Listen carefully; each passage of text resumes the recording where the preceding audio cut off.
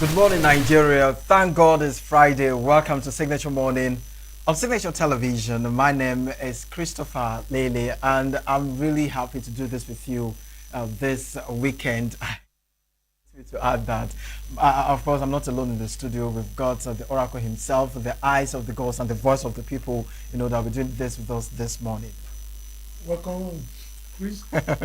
Good It's morning. another day on Signature Morning. Yeah. My name is Christian Chibuzomadike. Whatever you add after that. It's your my ginger. Yeah, you put a ginger and you said. All right, you're not looking so bright this morning. Well, The end of month. Are you okay? we're Nigeria resilient.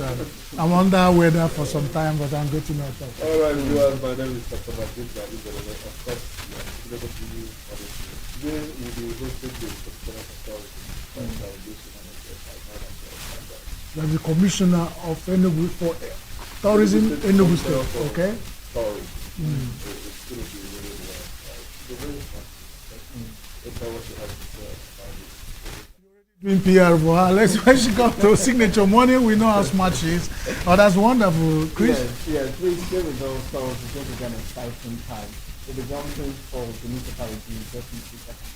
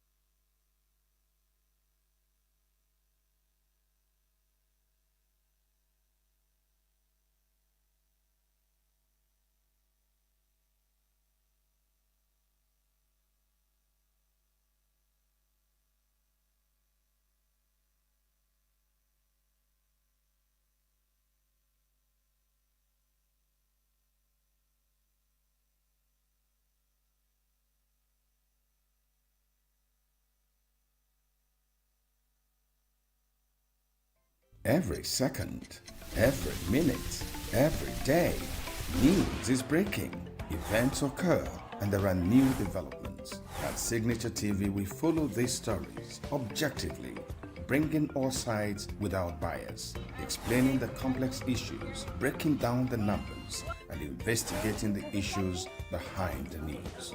Anywhere and everywhere, near or far, wherever the news is, we will be there. Signature TV. News in your pocket.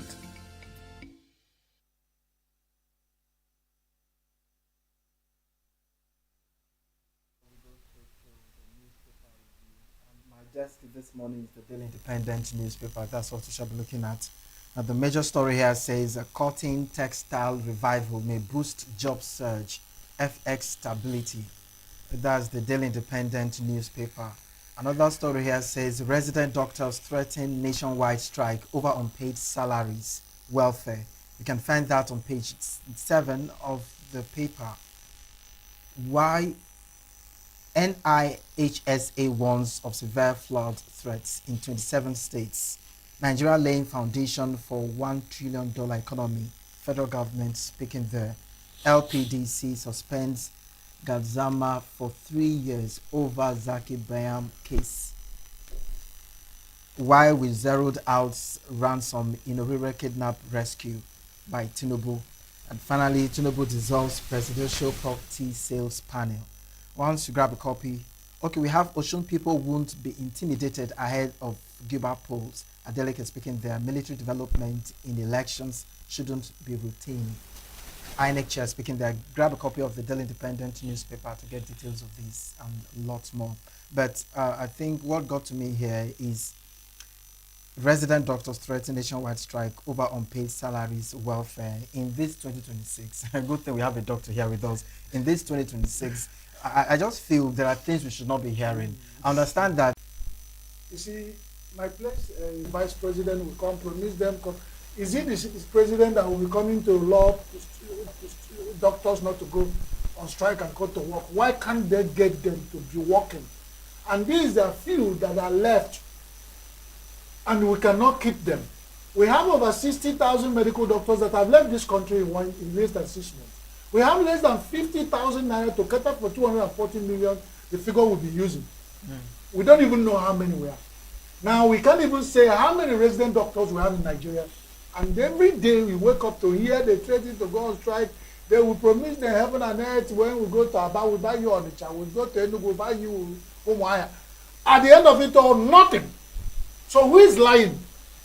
It's either the two people involved in negotiation are not telling the truth, and the two of them has been Federal Ministry of Health, Federal Ministry of Employment and Productivity, and the federal government, and then the National Association of Resident Doctors. Either of these four agencies, one must be a liar, and it has to be established. Who cannot keep an agreement is a liar and a deceptor, and you cannot play with the health of most of the people in this negotiation. Do not attend any hospital in Nigeria. That will tell you how wicked they are. I've been under weather for a few days now. I tell you how much you spend in medical private hospitals in Nigeria, the few you have to treat malaria. Or science will come and somebody will tell you for a deposit to come to treat malaria that we normally treat with 25 naira. You deposit 50,000 and they will give you retinue of tests to go. All of them is for them to make up because they are trying to survive. So, health system in Nigeria. Then you point out at a member of National Assembly who attends a medical hospital in Nigeria. So they don't care. National Resident Doctors Association of Nigeria can threaten to go on strike for. What is important is 2027 for the few that are left. Of course, they don't depend on the vote of Nigerians to go to poll. If they do, they will care about our welfare. So there's no need to overemphasize it. So these are what you're talking about. There is nothing that's not happening in Nigeria.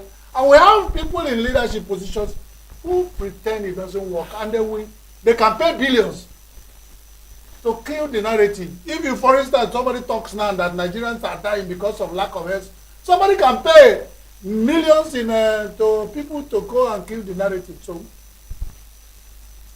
well, this one hits home. I mean, I thank you, Mr. Madika, for speaking out for us doctors. Let me also quickly correct an erroneous impression. We don't give you a retinue of test to make up. We give you the test that you need so that we ascertain how to help you. No, it becomes big issue where you can't pay for it. The complaint is coming from your pocket, not what we requested from. Actually, what I was laughing is that in Nigeria, like you said, everybody's going on strike except the politicians. A country where only the politicians are happy. Something is wrong. You know, the irony of the whole thing is that every day we talk about brain drain, and Nigerian doctors are not patriotic. They are not staying back in the country. But the honest truth is that most of the doctors cannot even afford to train their children in medical school with their pay. Most of the doctors cannot afford to train their children in Nigerian medical school to be able to pay for medical school fees from their salary. Most doctors cannot afford that. I'm not talking about getting a home of their own, getting a decent car. Of course, there are hardly any doctor in ENUGU that drives a brand new car. Most of us We are using Tokumbo now, Nigeria used cars. So it's really tough, considering the amount of effort. When we talk about these things, who paid? When I was in medical school, I paid higher than every other student. Medical students pay more. Universities take money from you to give you this training. So it's not for free. And you have contemporaries, other clients. Naturally, I mean, it's about, what is it called? It's about competitive pricing. You go to where your services are valued, where you are better paid. It's a natural trend in life. And Nigeria just needs to get serious about this whole thing, because the truth is that people are leaving. Almost every young person that's graduating from medical school today is about to leave. I employ doctors, and I know that the turnover is very high. I mean, you could hardly find anybody who will last 6 months with you. A matron of a nursing school in Nigeria came here on this program. Told us they were offering employment to all their products, and none accepted to stay back. Nurses in ENUGU medical nursing school. That's something. Yeah, if anybody is listening, they will take it up. Let's go, because of our time to Vanguard. We have said it and we have made the mark. Vanguard newspaper said FG level clash over use of fuel subsidy removal savings. And that's a major one there. And then menace of open defecation, Nigeria silent sanitation emergency. That one is another issue to talk about there. But of the sleeves of Vanguard designed Unire, why we refuse to negotiate with terrorists, Tinubu said that. And the other one said Nigeria, other African countries face six-fold security threats in 2 years. U.S. Africa, coming again. U.S. Africa. Remember what they told us 15 years ago about Nigeria, whether we are going to stand. But then the savings made out of removal of subsidy. Now the Nigerian level is at war with federal government of use. I don't know, Chris. Well, it's not surprising. I don't know why it's always a challenge, for the federal government to always synchronize with the needs of the people. I don't know why it always looks like, just like you said, you go to ENUGU, you promise them what's it called? Onisha. You go to Onisha, you promise them here. You just time is here again, because the campaign will soon start. They'll come back with the same rhetoric. Yes. Filled with deception. And people will still vote for them because again. They've weaponized poverty. At the core of this is actually the fact that the federal government removed subsidy without any consultation. The level was not carried along. Nobody was carried along. The federal government woke up on the day the president was giving his speech and declared that subsidy has been removed. Fine. Subsidy removed, a lot of money will be saved. More money will be available for Nigeria for infrastructure development. But subsidy removal, led to, inflation, food inflation, commodity inflation. Everything has skyrocketed, and the wages for workers did not increase commensurately. And they are looking at politicians living in opulence. The president is taking care of himself, taking care of his vice. The president's wife is buying brand new vehicles for her friends and her friends. And I mean, they are taking care of themselves, but nobody is talking about the workers who feel the brunt of the failed policies. So it's only natural, and I'm surprised that it took this long period for Labour to wake up and begin to demand their own share of these laggards. You say you're going to save money from subsidy. Where is the money? How does it benefit us? Because even if you are building roads, which I don't see so much of it, they are not building roads inside their stomach. They have to stay alive to be able to use that road. So, I mean, it's not unexpected. But DJ, you're right. The welfare matrix of Nigeria should be considered first. You can't tire all the roads and then for empty streets, we are not going to. Look at the rider of that. The minister told the workers that savings were used to service increased workers' salaries and others. It's not an anathema. Then you are economical with truth. Labour tells FG. There's finance minister to produce evidence on salary claim. This is what I'm talking about. because the 70,000 naira that was flagged off as to. But brother, but is it not even like desire that I will look you in the eyes and tell you that I increase your salary? You are the one receiving the salary. We sat on this desk, Mark Ginger, there was reason we sat on this desk, and we heard of Nigerian Security and Civil Defense Commission staff who committed suicide. Because when they promised him of increase, he was looking at it. 7 months after, nothing has dropped. The man died, committed suicide and died. So the laborers, they were taught that Nigerian laborers are like, every day you come and tell them this and that, but you're right. The labor have delayed for too long to talk back at these people and make solid demands. Of course, you know how difficult it is. It's polarized everywhere. It's better late than never. Maybe we should just look at the Daily Sun, so that we can quickly also move to another thing. In Daily Sun today, you have INEC rejects military deployment for election. This one interests me a little bit. Like, in the last election, I must tell you that it was the military that saved the day in some places. The military has not become as compromised as some other Becca and O'Connors. Yeah. So there are so many places that it was the military that saved the day, saved the election from violence, from ballot stuffing and all that. But again, it is not really decent that in 2026 we are having military in election matters. I mean, it's unfortunate. That's a pointer to a failing system, that our military, it has become part of the civil process, a highly civil process like elections. This is unheard of, it is a civilized climate. And it's an indictment on the kind of system we are running here. Politicians are guilty, and I keep saying it here, that lack of punitive measures, lack of punishment, lack of accountability has continued to embolden politicians to do whatever they like during the elections, because nobody ever gets prosecuted. So, Mark Ginger, it is an irony, an error, to find out now that it's INEC that is asking for soldiers not to be at the polling booth. It is what indeed. Intention does that Because tell you? that's This is a clear sign. People ordinarily, gentle people in sane society will say, let me go and vote and go home. I don't want to see army. But the people who kept them there know why they were bringing them. Now is a turnaround.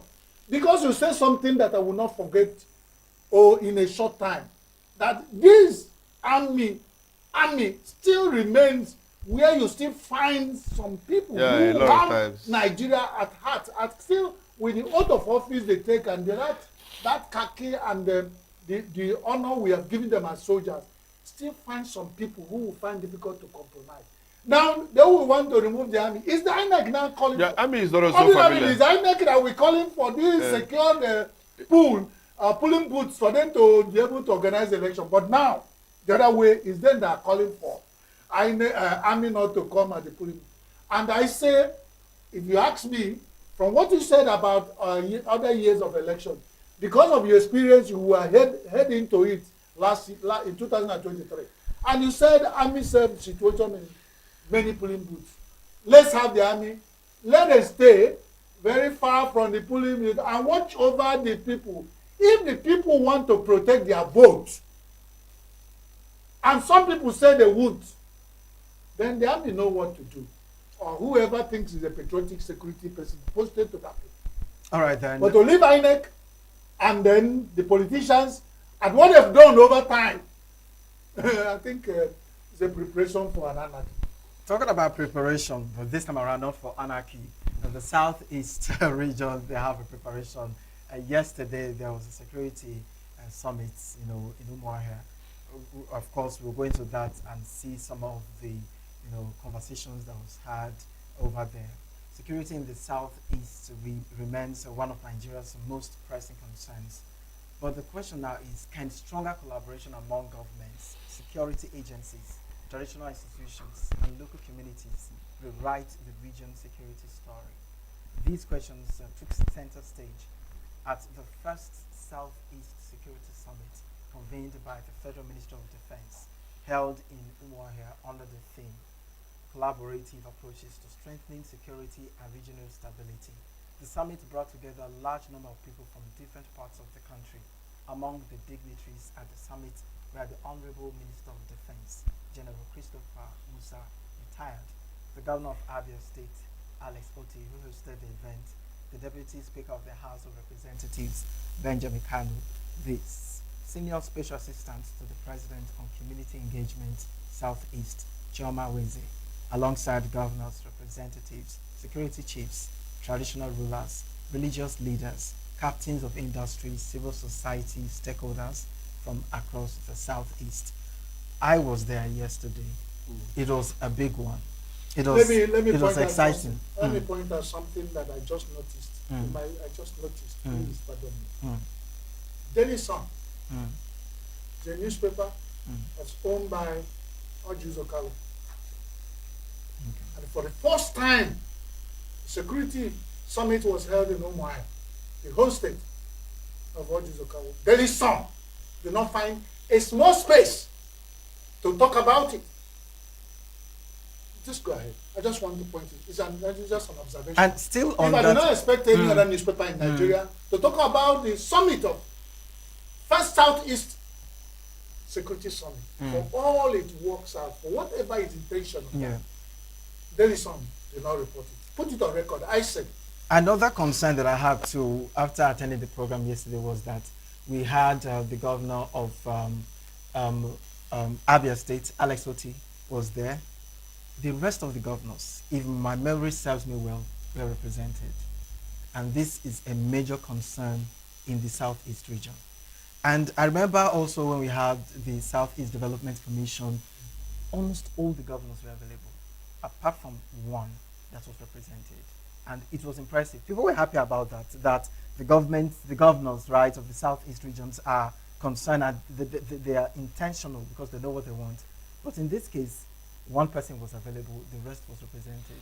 It now doesn't mean there are other important things to attend to, and not that very one. But to me, I may not even bother so much about their presence if they're really part of that project, because developmental issues are no longer local, it's regional, especially issues like security.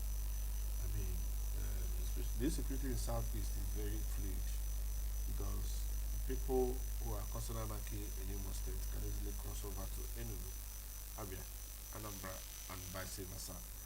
So, we know that the umbrella body under which most of these securities are carried out spans around the entire zone. So there is an absolute need for regional integration in discussing or marshalling out a plan for comprehensive security overhaul and intervention and infrastructural development for security.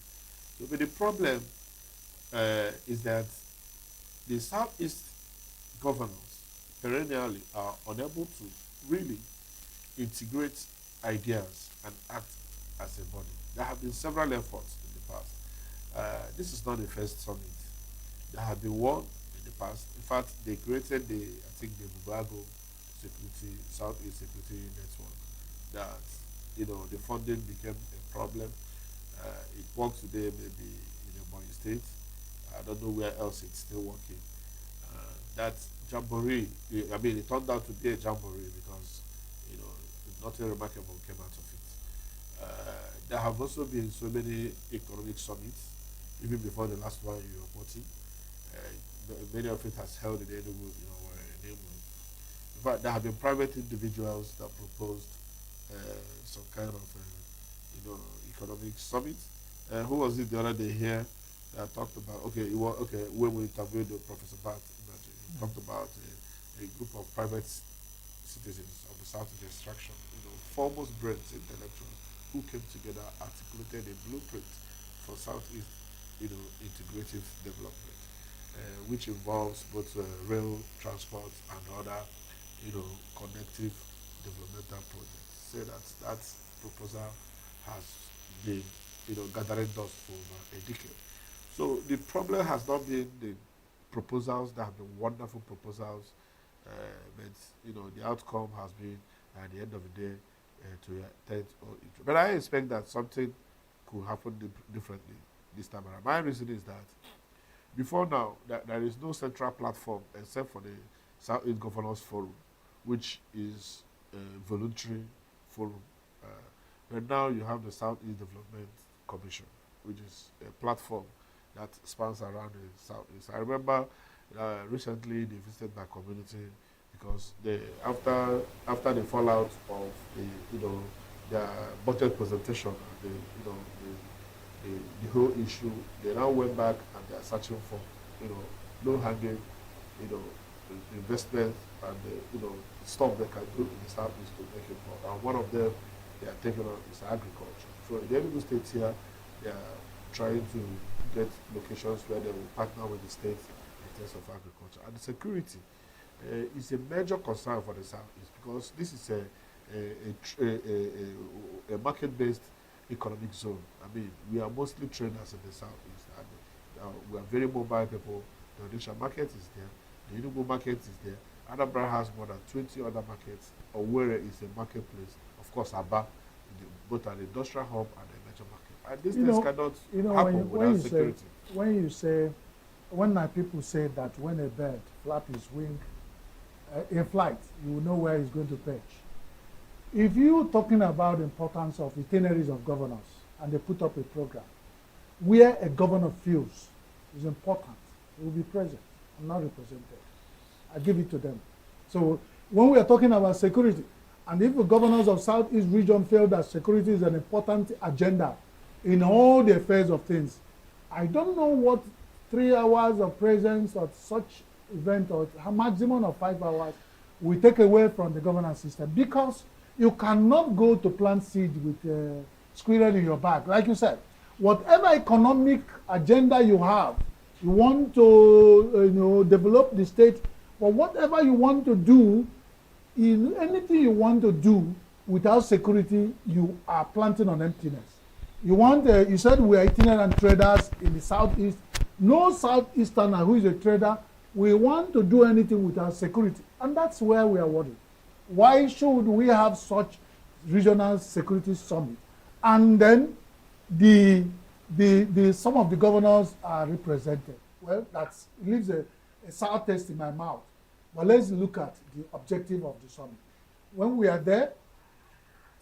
All right, so we have with us one of our correspondents, and of course, he was also a panelist at the summit yesterday. Wambo is in Joko, who is also a member of staff of the Signature TV. Currently, of course, he was in Umuahia. We would like to hear from him regarding his thoughts about the summit. Wambo, good morning and welcome to Signature Morning.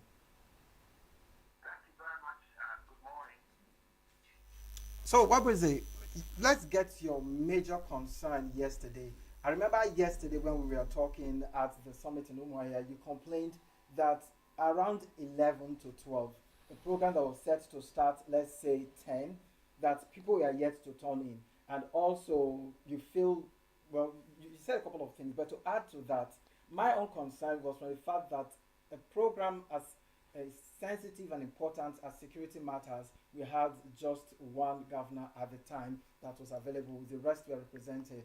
What does this tell, for the Southeast region, the commitment to security issues and also the lateness from your end?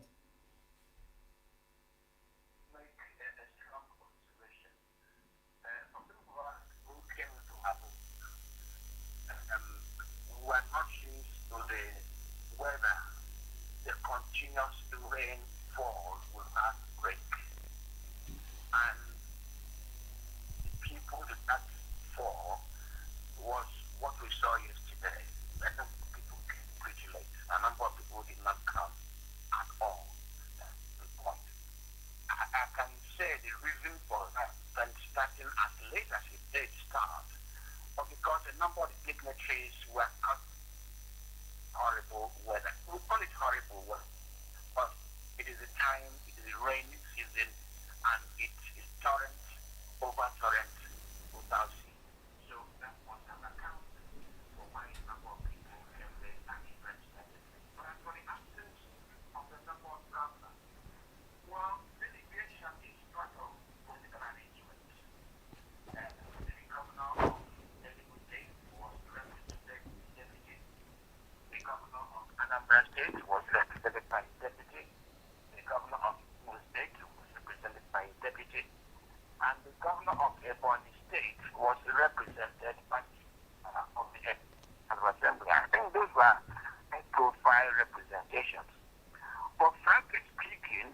a media person who has followed developments in the security sector, my concern yesterday was that security should displace every other consideration.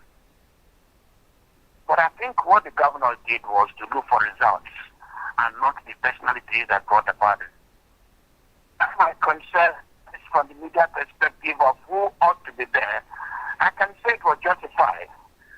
For the politician, the governor, who wants to achieve a purpose, I think he uses the personnel at his disposal to achieve that purpose to do so.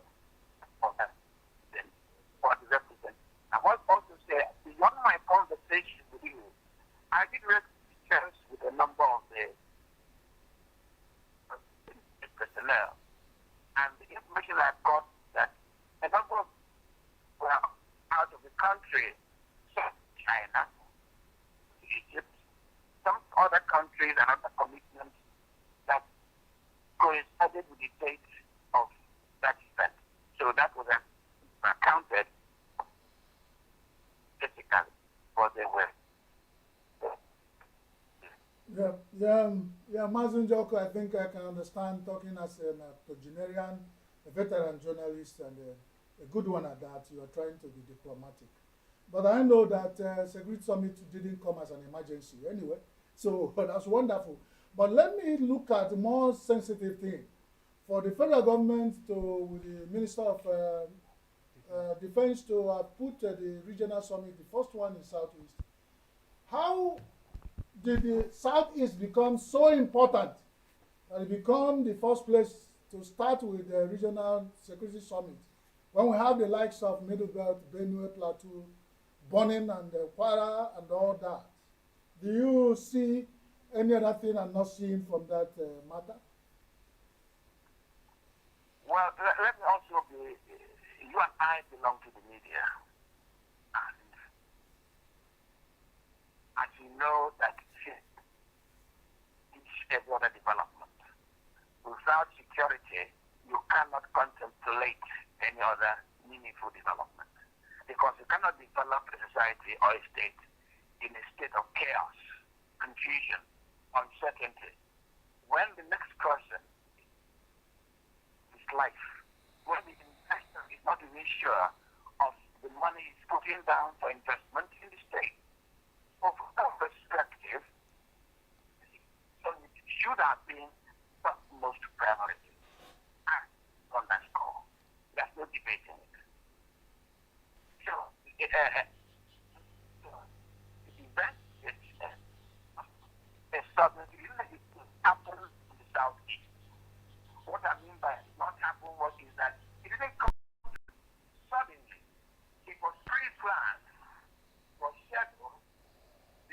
The government adequately communicated with. So, if they prioritize it as that you and I are prioritizing it, I want to agree with you to a measure that they should have given it some consideration. Okay, let me some of about things. What they talk about, what they want is the result. Okay.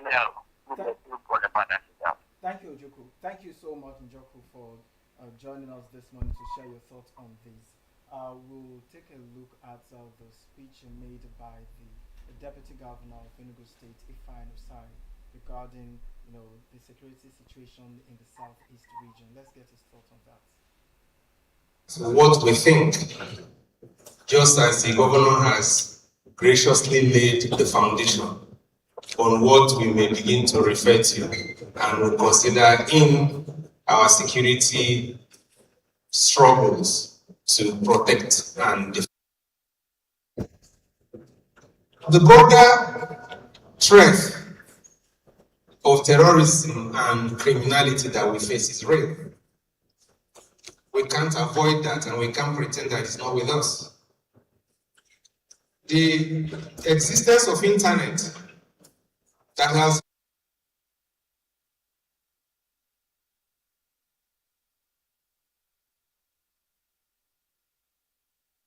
in their homes and frighten them and cow them from offering information to security services to defend us is also real.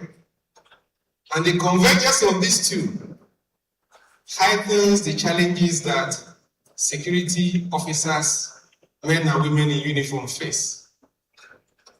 As sub-national governments, we make all our investment that we can make to support and aid the protection of lives and properties of our people. Because for those of us who serve, that's our number one solemn duty. But to do that, we need to keep working with the security services. And when you drive from ENUGU to Abia to Imo, Ebonyi, all parts of Southeast, you see our men and women in uniform, the military officers, on patrol on our roads. So the question is, how did we get there? How did we come to a point that we moved men and women in uniform from defending and protecting our territorial integrity to bringing them to deal with our internal security problem? And our Nigerian police, civil defense, supported essentially by security services and other security personnel or teams, are supposed to take on this responsibility.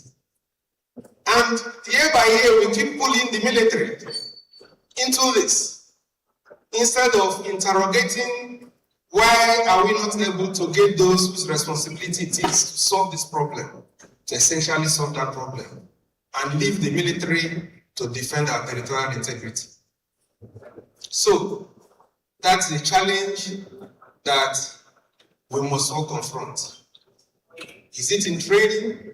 Is it in financial investment? Is it in leadership? How do we calm this down? So it bothers me because I know that if the police and other services are essentially filling the role they should fill, the responsibility of the military will be highly concentrated on the territorial integrity of this country. But this is not a place to blame the police. We have to look at those of us that are supposed to provide and guide the police. Because when we take this job and we call ourselves chief security officers of states, it behoves on us to sit down with our commissioners of police and attempt those things that will make difference.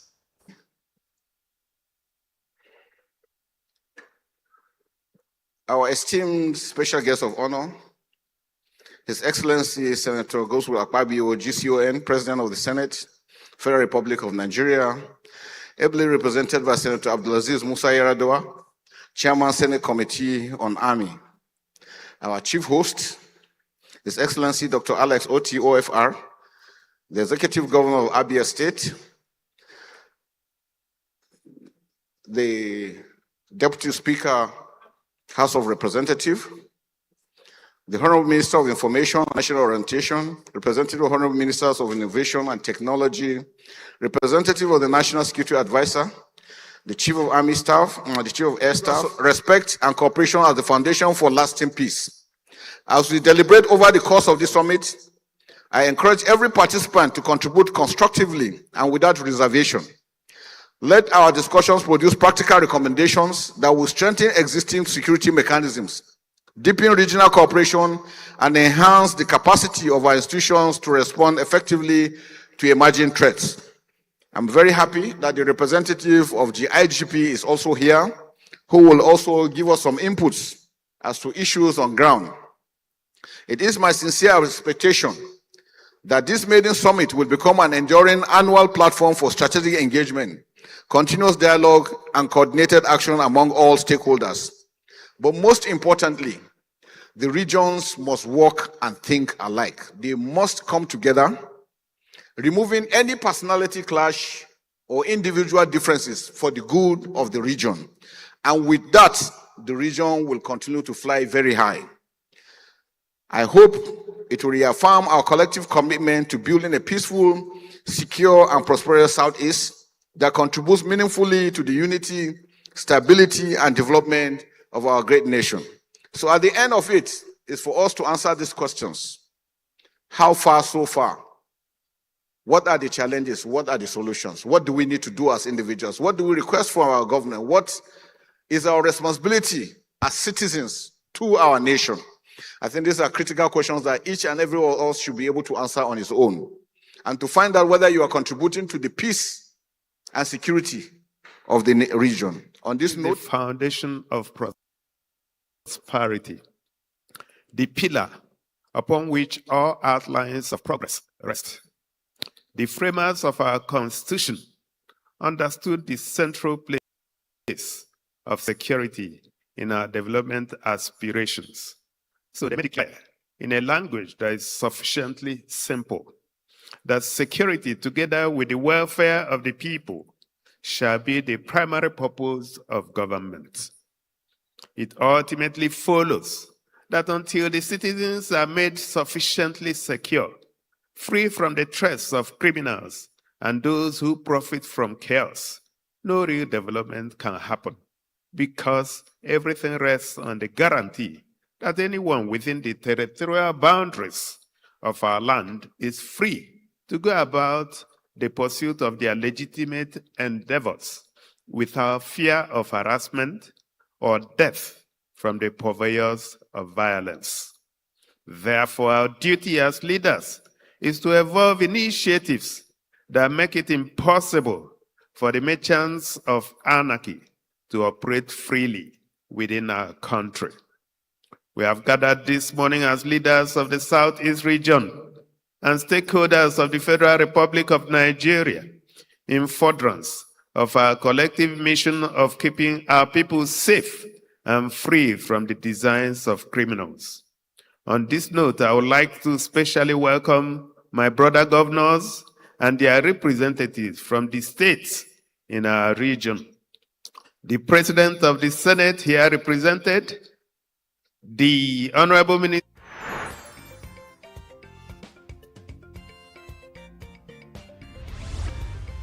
Signature TV, news in your pocket.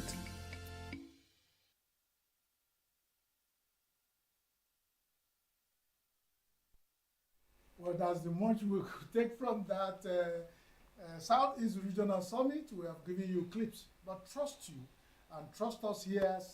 Signature TV will give you the whole, as they unfold, that outcome of that summit. But let's get back home with our discussion this morning that ENUGU State is emerging as a tourism destination of the world. And we are proud of that. And our guest this morning is the Commissioner for Tourism in ENUGU State, Mrs. or Lady Ugochi. Dem Ugochi. Hey, it sounded like sound of gun. Dem Ugochi Madeke is our guest this morning to give us more light on how ENUGU State has become a tourism destination of the world. You're welcome, Madam then Commissioner. Good morning. Honorable Commissioner, welcome to Signature TV Morning Show. Nice to have you. Thank you. I'm happy to be here. Everybody's trying to make me the bad one. Commissioner, you're welcome to the show, and we are glad to have you. Thank you. I'm happy to be here. I don't want to use my colleagues' jump. Let's dive into it right away. When you came in here, you observed gender disparity. That was the ego eye. However, you're a woman and you're in charge of tourism. Mm-hmm. And tourism has become a major industry in the world. I mean, there are countries that rely solely on tourism. Considering the location, the altitude, the weather, the position and the history of ENUGU, all things being equal, ENUGU is expected to be a tourism division. But we know that what growth, mega cities, mega infrastructures. Tell us, what are the plans of this government beyond the dual carriage roads here and there, and your plans of this destination? That is, what are the mega projects that would turn ENUGU into that mega city, the Dubai that we desire in Southeast? You are deviating. We are here to discuss tourism. That's not the mega structures. Your question should be, what are the structures or the infrastructures coming from the tourism sector. That's what that I will mean. I transform think you Enugu. I think you don't understand my question, Miss Commissioner. Tourism has to do with sighting. Beautiful. That is why we go to Dubai. That is why we go to Macau. That's why we go to Thailand. I'm talking about Come back to Africa. That is why here we in go to Enugu. Rwanda. I'm from Enugu, and I would like to say I see you. I see all the efforts you make, and I see how passionate you are about your job. This is about giving hope to the people. What has been done, what is to be done. I want you to speak to the Enugu people that this is what we're expecting, or this is what we are doing. Ndị Enugu, good morning. Ndewonu. My name is Dane Ugochi Madweke. I am your Honorable Commissioner for Culture and Tourism. Before now, Enugu is known for Coast City, as Coast City State. Once you say Coast City, everybody knows you are talking about Enugu. Once you say 042, everybody knows it's Enugu. But we are trying to change the narratives. We are trying to tell a new story. And what is that story? I tell everybody that cares to listen that Enugu is blessed. In the Enugu, we are really blessed. When I was appointed commissioner in 2023 August, I took it upon myself to visit every tourist site in Enugu. I called it the discovery. You cannot develop what you don't know. In law, we say you can't give what you don't have. So I took it upon myself with my team. We visited over 85 tourist sites. Ogun local government has the highest number of tourist sites in Enugu State, followed by Udi. In fact, in the west, the blessed. Now, we looked at everything. We've been to Ezimo Waterfall, which is in Udenu. We went round the state. At the end of the day, we decided that we can't put all our fingers in the mouth at the same time. Yeah. So we started, okay, let's do it phase by phase. So we looked at the flagship, the ones that people already know, like Ohum Waterfall, which is in Udi local government. We looked at the Ngwo Pine Forest, which is, again, well, some part of it is Enugu North, and then the other part is Udi again. We looked at Nsude. I'm sure maybe you don't know Enugu has pyramid that is believed to be older than the Egyptian pyramid. I've heard about it. Located at Uguto, to be precise, in Nsude, in Udi again. Udi the lucky. And then we also looked at the highest point in Enugu, which is the Okpato Hill, Ugulerengwu. Ugulerengwu measures about 583 meters above sea level. Oh, wow. Yes. So we decided to pick these 4 first as our pilot project. Yeah, the flagship. As we speak, Ngwo should be commissioned between now and August. Well, August is tomorrow. So between August and September, we'll be commissioning the Ngwo Pine Forest. Now, after visiting all these sites, we didn't just say, okay, we'll do this, we'll do this. We considered proximity. All these tourist sites, they all have one problem in common, and that is access road, accessibility. They were there, but just for the villagers. They were there, but people didn't know about them. Like you go Pine Forest, people will always go there, do content, dance, and go. So, coming back home, we said no. That tourism, this ministry, which has always been known for just entertainment, we are going to go beyond that and make tourism a pillar, a critical part of this whole development, this whole narrative that we are changing. So you asked me a question and you said, where are the infrastructures, the mega projects we are doing? I'll take them one by one. Number one, I'll start from Ngwo Pine Forest. Before now, it used to be just the pine trees everywhere. But we are constructing the first zip line in Nigeria. As we speak, if you go to Ngwo, I don't like too much talk. I like action. Yeah, it's for talk. After now, you take us to Ngwo. I would have loved, as I am speaking, we will be showing it. Okay? So we've gone, Ngwo is over 80% ready. That's where we have the zip line. There's also a waterfall down the valley there. So the zip line measures 400 meters. For those who have the liver, you use the zip line and go down to the waterfall. For those who don't have the liver, people like you, You have seen my liver. we have what we call steps to tranquility.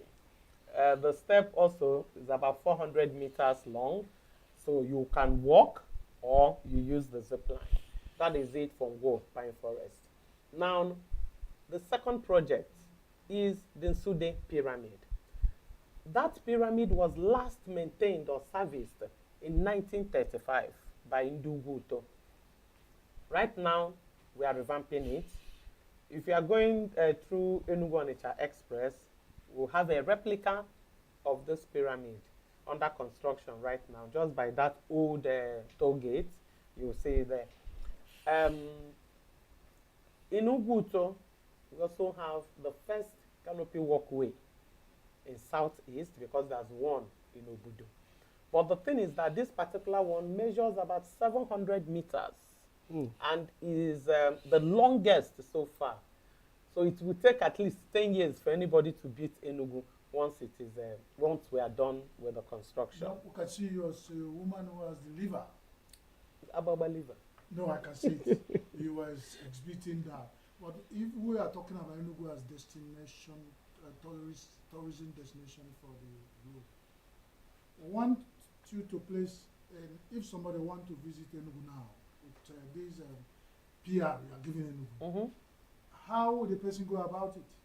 With all the bad stories. Which bad stories? Being told about Southeast. The Okay. Southeast had the whole security summit in Umuahia, and the minister came there and told us some bad things about the Southeast. So with all this, how can somebody want to come to ENUGU and come and be a tourist? Beautiful question. Security is a general problem. It's a global issue. It's not limited to ENUGU. As we speak, I can proudly tell you that ENUGU is the safest state in Nigeria as of today. Okay, so coming to ENUGU, ENUGU is safe. As a tourist, you are very safe in ENUGU. The sites that are ready are well secured. Why are they secured? I tell you, a thief cannot go where he doesn't know. So we have made the host communities, they have taken ownership of these sites, and they are the ones guiding and protecting the sites.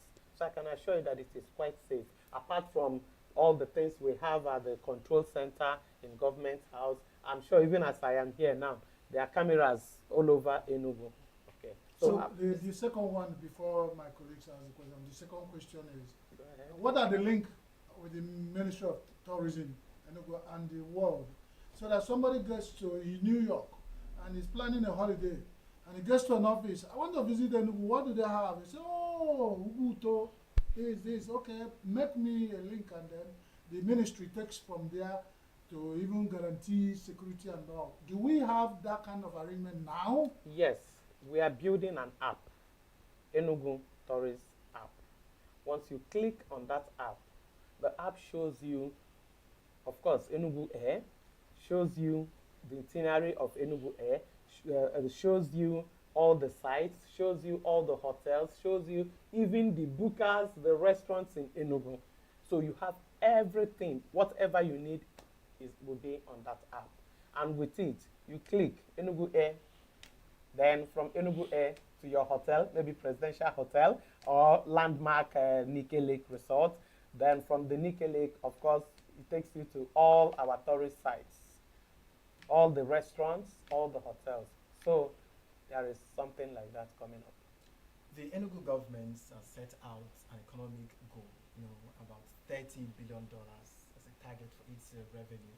How is the tourism sector keying into that plan to generate funds? And also, apart from attracting visitors, how can your platform also be used to generate funds for ENUGU?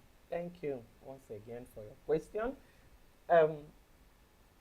Tourism is actually the pillar of when you talk about IGR. In most developed countries, tourism is their main source, and that is what we are trying to build in Enugu. That tourism will become an integral part and the major pillar of this our desire and our mission of making $30 billion.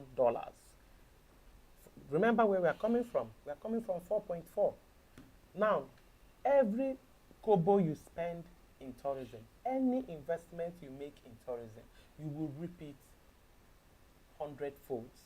So we are ready, we are prepared, and we know that by December, when most of these sites would have been ready, tourism will be a major contributor to our IGR. Honorable Commissioner, it's nice to hear you talk about ENUGU so beautifully. I want to ask you a simple one because we're going to come back to the more difficult ones. So ENUGU has 7 public universities, higher institutions. Now you are adding about 2, ESU8 and the other one. ENUGU also has the International Hospital, 300-bed hospital. The Park Lane was recently upgraded. The governor is really busy. Several such investments. Does this mean that ENUGU is trying to create a niche in health and education tourism, as a niche in the tourism industry, or is just the part of the general efforts being made by the government?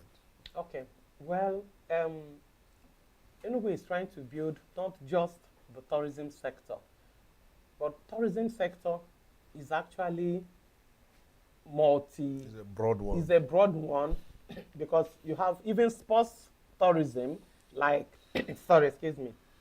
like the upcoming sports festival In November. in November is part of tourism. That's sports tourism. We have religious tourism, which is why we are developing the Cross of Hope. No, the Cross of Hope, but we'll still come to that.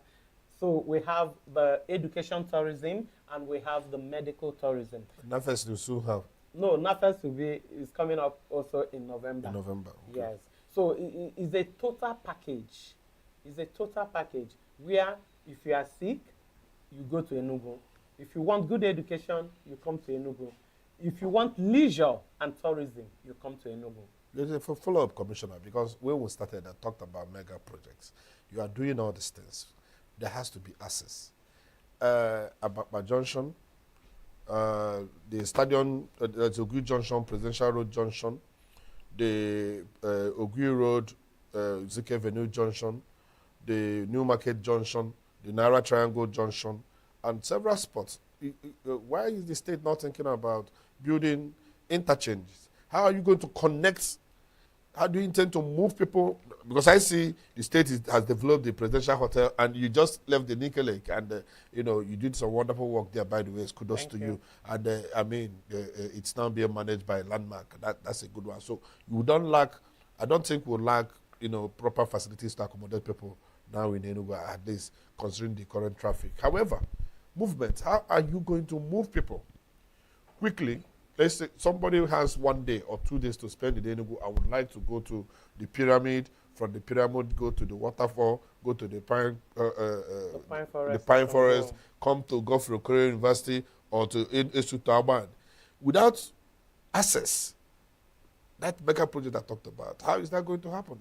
Or does the state have plans to open up freeways that will take people out to all these destinations? Well, I believe the state has plans to do that. And I also know that my colleague, the Honorable Commissioner for Works, will be in a better position to dive into We'll bring him into the show. Please do that. I'm sure he will do justice to it. But I also know that when all the roads leading to all our tourist sites, His Excellency has graciously approved that all the roads to every tourist site in Enugu be done. Honorable Commissioner, I forgot to ask you why you're looking so beautiful and fine. Is it part of being commissioner. It's, no. It's part our of being a money, tourist. our money. Part of being a tourist. But then Ego let me nde come nugu. this way. Come in, What's come the in. relationship of the ministry with the private sector who have invested so much in tourism in Enugu? Because if you just Google, they will tell you 10 best, top most tourist attractions in Enugu. Newberries is one of them. But recently, Newberries went under bulldozers and overnight. And that was actually what happened with the zoo in Enugu. When we wake up as children, we travel as far as Anambra State to come to zoo in Enugu overnight. And then developing tourism. Are you saying we are going to plant seeds with squirrel in our bag? When government comes to what is uppermost in their mind, tourism can wait. And then what happened? What's the relationship with the private organizations who are trying to bring tourism in Enugu? Well, if government wakes up in the morning and say, whatever you are doing is gone, is gone. No, point of correction. To start with, government has absolutely nothing to do with Newberries. Whatever that happened in Newberries was a private thing. And government has no knowledge of it. Government was not involved. Government has nothing to do with that Newberry stuff. Now I'm coming to your question, the relationship between the government and the private sector. I can tell you categorically that we have a very cordial relationship. I mean, the government, ours is to make the environment, to have an enabling environment for the investors to come in. Of course, look at Nike Lake, the landmark Nike Lake. If you go there today, Paul Onwanibe has taken that hotel to another level altogether. Today, in Landmark, we have the first upside down house in Southeast, and the second in Nigeria. It is as a result of partnership. They have upgraded all the rooms. They have changed even the exterior of that hotel, and it's looking so beautiful now. Look at Presidential Hotel. Okay, Landmark took over Nike Lake. What's their name again? The people in Presidential Hotel, they are also doing very well. The place is coming up, okay? So we have a very good relationship. The same thing with the one in Nsukka, Ikenga Hotel. Ikenga Hotel is a 4-star hotel as we speak. And we are waiting for Marriott for the international, the 5-star hotel, okay, which is at ICC. So it is safe to invest in Enugu. We don't have any issues or any problem with our partners. We have a wonderful and a cordial relationship. Thank you. That's wonderful to hear, Ma, before my colleagues on with the next question. You are a mother, and you value about care about people.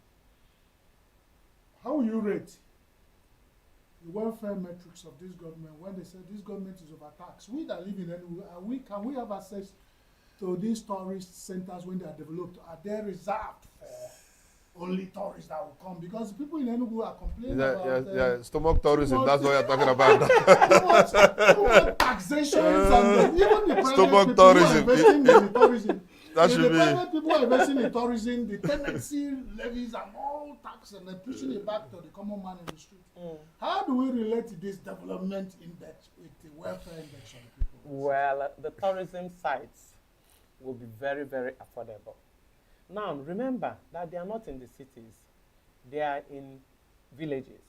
And then these communities, like I always tell them each time I have an encounter with them, I tell them, anytime I have an engagement with them, I tell them that we are the first beneficiaries of what we are doing here. If you go to Ngo now, I'll just give you an example. I am from Oji River. I will not come from Oji to Ngo to be the tour guide there. Neither will I be the one selling opade or granite. You see, so when you talk about tourism, You missed the akara and plantain. it's very important.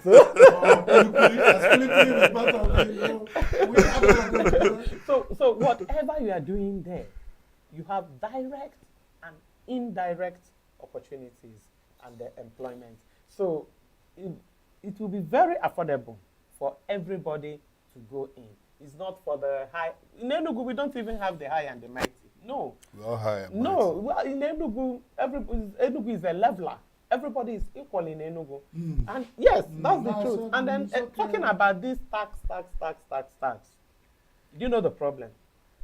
The problem is that before now, I had a tax. I agree with you. That's just the problem. So the tax will be collected in once in this tenure of government, so that Before now, we were not paying taxes. That's just the problem. So any tax is big tax. So for us, any small thing. In my house in Lagos, they call themselves Loma, which is what Eswama we have here, Loma we have in Lagos. I know how much we pay. I know how much we pay every month. Okay, try it in ENUGU. try it in ENUGU. So let's find out from your ministry what work relationship is your ministry having with transport, entertainment, agriculture regarding maximizing, contribution, to the revenue, and most importantly, the entertainment to bring about awareness outside ENUGU, the different tourist centers that we have in this very region. Okay. When I talk about my ministry, I usually divide it into 4. I talk about culture, arts and culture. I talk about creative economy, which is where your question is going to. I talk about hospitality, and then I talk about the eco-tourism. Now, you find out that tourism is the heartbeat of development in every country. You have talked about transportation. Tourism, we need access. That is where transportation comes in. Because access is the pillar of tourism. If you don't have access, you cannot, there's no tourism. So we have, we are connected to the Ministry of Transport, okay? We are connected with Ministry of Agriculture. When a tourist comes, tourists will eat. Tourists will eat okpa, eat our bacha, eat everything. He will visit the restaurants, he will go to hotel. So tourism is actually the heartbeat of everything that is happening in the state. Just a follow-up. So the Okay. entertainment part of it. Before now, ENUGU was last in entertainment before the advent of this administration. But since we came into power by the special grace of God, ENUGU is now second. The only state that is above ENUGU is Lagos State. Once you talk about Lagos, the next state is ENUGU. And that's why people like Davido was here last year, 1st November, for a show. KC and E-Money, they were here Easter last year for a show. What's his name? Olamide has reached out to us now. He's coming. I understand that Rema has also reached out for next year. And then we've had all our musical concerts from year to year. Now, from 2023 that we came in till now, we've had Roadblock. We brought back Roadblock. Before 2023, Roadblock was last heard in ENUGU in 2014. We brought back the Roadblock. We introduced Jerick Hood.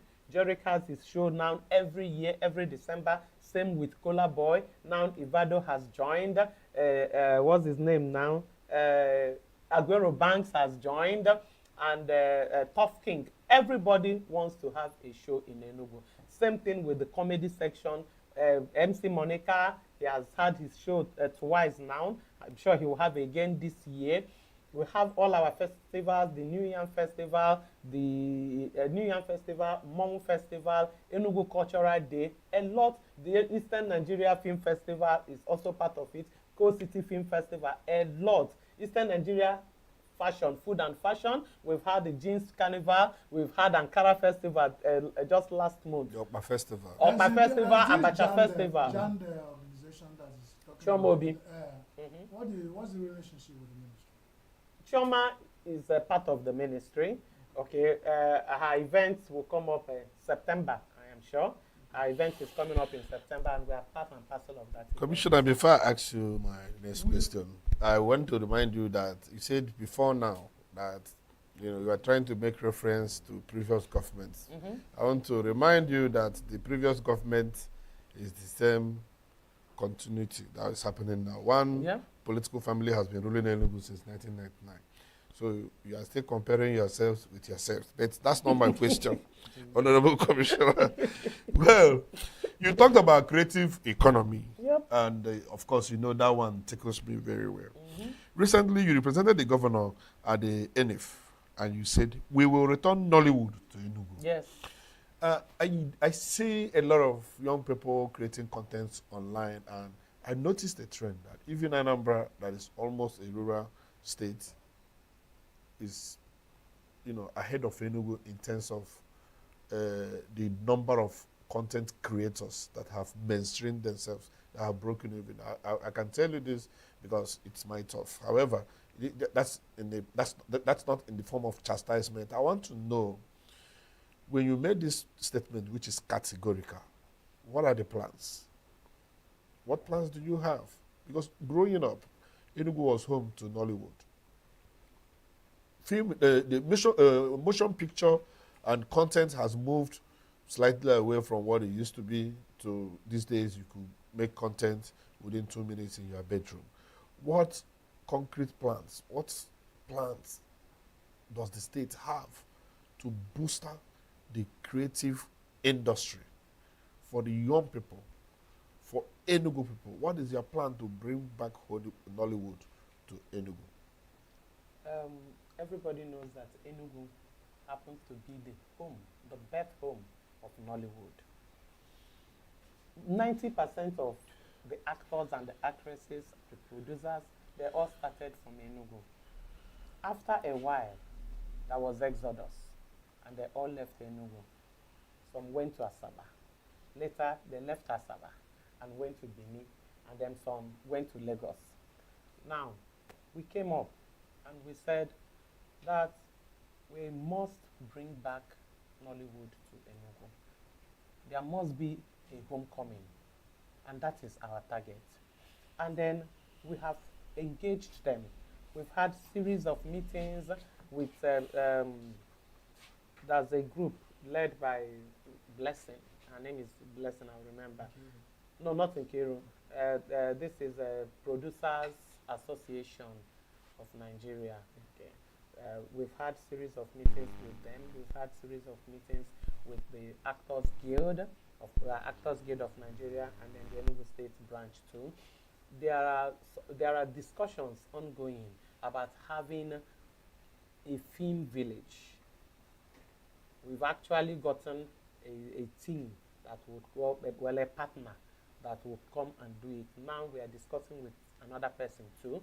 So we are looking at having, if we can get even one game village, film village, it will go a long way. And then we'll try to give them all the necessary support that we can. We'll try to make the state comfortable for them. We'll try to give them a good environment. Now, anyway, even as they are driving past the road, at all our beautiful roundabouts, you see them making contents, creating contents. And the truth be told, the state has actually done well in providing these amenities for them. You can walk into a hotel, you will see some people, but I think they pay these hotels to do that. But the ones they do on the roads, the ones they do on the roundabouts, nobody is collecting any money from them. So we have all the tourist sites. Is there a hub for the young creatives in Enugu to make their content? There is none as we speak. And the training, any kind of training being provided for indigenous content creators, or at least resident content creators? There have been seminars upon seminars.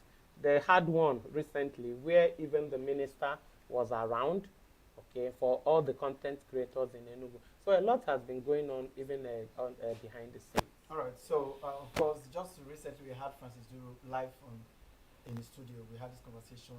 We came for a shoot. And but before we come into more questions, we'll go for a short break to come back and have more questions answered, and then one or two about tourism and, of course, what is happening with them in this very Enugu state. Stay with us.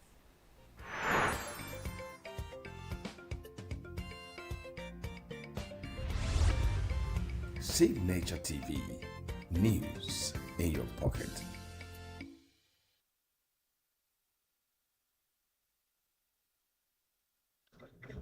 Nothing yet has been spoken about justice and peace. Justice and peace go together. Justice does not go alone.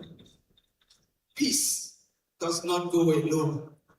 They go together as Siamese twins that cannot be separated. I see myself in this unique position to speak briefly in that regard. A lot of concern has been made in the society about whether justice is what it should be. Justice delivered by the blind adjudicator without bias. In that regard, just as security, the military has told us that it is not for the military alone. Justice will not be delivered effectively just by only judges, magistrates, or those in adjudication. Some people have grounds about some judges. Please send your petitions to the National Judicial Council. The Chief Justice of Nigeria attends to every petition that comes against any judicial officer. But some petitions come in a watery form, without facts, without the materials upon which that petition is to be attended to.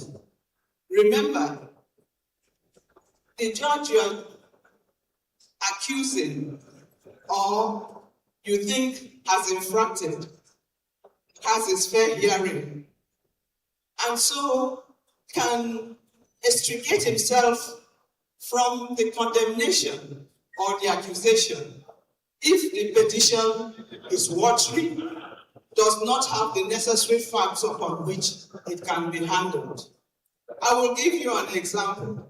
When I was in the Supreme Court, there was a petition against me that I will favor the governor of Bauchi State, that I had attended his swearing-in ceremony in Bauchi.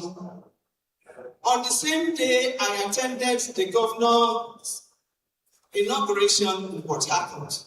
I cannot be in two places at the same time. And so it was easy for me to call attention to where I had been on the material dates. Hence, I will implore the general public, if you are not satisfied with what had happened in the court, kindly send your petitions to the National Judicial Council, but with the necessary materials and raw facts with which the petition will be attended. I assure you, I am a member of the National Judicial Council. Once your facts are verified and they have the necessary credence, the infracting judge will get the necessary punishment. And I will implore that we continue to have confidence in our judiciary, because we... Yes, welcome back. Of course, we are still here on Signature TV Morning Show. And of course, we still have with us here the Honorable Commissioner for Tourism, Barrister Dame Ugochi Madeke. You know, the commissioner has been around. She debuted in 2009, 2010 when she contested for House of Assembly. You can see she has learned the use of. She's been around. She has learned the Maradona-ic display of politics, and you can see that she's doing politics. Taught her that. So, Commissioner, no, you've been talking about some efforts being made by this government, you know, the departure from the past, that is this government. You've talked about some efforts, and we would like to know what other efforts that the government is making? What other areas, what other sectors have you touched in terms of the tourism development in Enugu State? And again, if you do all these things and there is no sufficient marketing, that would be like winking in the dark. We would like to know, the plans you have, the collaborations you have. How are you marketing this outside of Enugu? We have a Enugu State Liaison Office in Lagos and Abuja. What roles are these places playing in your marketing? We have a lot of our people in the diaspora. Do you have international partnerships? People who want to travel to Africa, do you have how you're selling Enugu State to them, so that the Enugu will be a destination of choice for these people? Because from what you're saying, I'm seeing a lot of, things that you have done and that you are doing, and these things need to go outside. So just tell us what your plans are and what you're doing currently and what you intend to do about that. Okay, what we are doing currently, let me start with what we are doing currently. I have talked about the Ngwo Pine Forest. I have talked about the Sude Pyramid and the Canopy Walkway. I have talked about the Ohum Waterfall, okay, partially. So let me continue from Ohum. Ohum Waterfall is the most popular waterfall in Nigeria, and that's actually the flagship of all our projects, of the tourism projects. In Ohum, we are targeting religious tourism, and that's why Ohum is like 5 kilometers to Okpatu. So we have a cable car project. The cable car will take off from Okpatu. In Okpatu, we have a cross of hope. That cross will be sitting on 583 meters above sea level, and the cross itself will be measuring about 70 meters. So wherever you are in Enugu, you'll be able to visualize the cross. And then, so the cable car project is this. The cable car takes off from the cross from Okpato Hill and then moves to Ohum Monastery, and then from Monastery to the waterfall. So it's going to be an awesome experience, both for the religious, those who are coming for religious purposes to visit the monastery and the waterfall, and we believe that the waterfall has healing powers according to your faith. Can they heal your pockets? I don't know. Mr. Maruka needs healing in his pockets. It depends also on your faith. Okay. It depends on your faith. I've not also talked about the Apuke Sand Beach. Apuke Sand Beach is located in Enugu South local government. I'm sure a lot of people in Enugu know about the Apuke Beach. We call it Apuke Beach, but in essence, it's actually Apuke Sand Beach because they have more sand there than water. And the other side of Apuke Beach is Atapu. On the other side of Atapu, we are looking at having the animal sanctuary. You said here that you woke up one morning and there was no zoo any longer. So we looked at that, and then we said that we are going to have the animal sanctuary in a virgin forest, which is in Atapu, also connected to the Apuke Beach. Apuke Beach, we are transforming Apuke Beach into a theme park, a water park, and there's a lake between Apuke Beach and the Atapu forest. So we'll connect the three. We'll connect Apuke Beach, the Tata Lake, and then the animal sanctuary. There's also Ovu Lake. Ovu Lake is in Akpof, in Nkano East local government area. Ovu Lake is actually bigger, and is a very huge one, bigger than Nike Lake. Yes. So in Ovu Lake, we are going to have a boat regatta, which will be an annual game, and then other water sports coming up there. In all these sites, in Ovu Lake, there will be an 18-hole golf course. Then, of course, it's a resort, so there will be accommodation for the golfers and other people. There will be 2 clubhouses one on the island in Uruku, and then the other one will be in Akpof too. So you asked a very important question. You said, how are we planning to market these places? We are not talking about marketing today because you don't have what you are marketing. The marketing starts as soon as Ngwo Pine Forest is ready. Once this food that we are cooking, once it is done, there will be an aggressive marketing, both in CNN, in our liaison offices, Enugu Airport, Lagos. That's very important. Lagos Airport. Well, of course, we have our consultant, which is a very known person in tourism sector, Mr. Ikechi Uko. Okay, so we are planning for that. Just we on are that, ready for that market. Just on that, ATPN recently commended Enugu's over 13.7 billion investment in tourism. So beyond government funding, how are you attracting private investors, and what guarantees are you giving them? Government can never do this alone. And I keep saying it. Any business that is being managed by government will not survive. We all know that. Today, I am passionate about my job. Tomorrow, you may get somebody who is not as passionate as I am. And then the business starts nosediving. So we are pleading with investors to come into Enugu. We want partners. We cannot do it alone.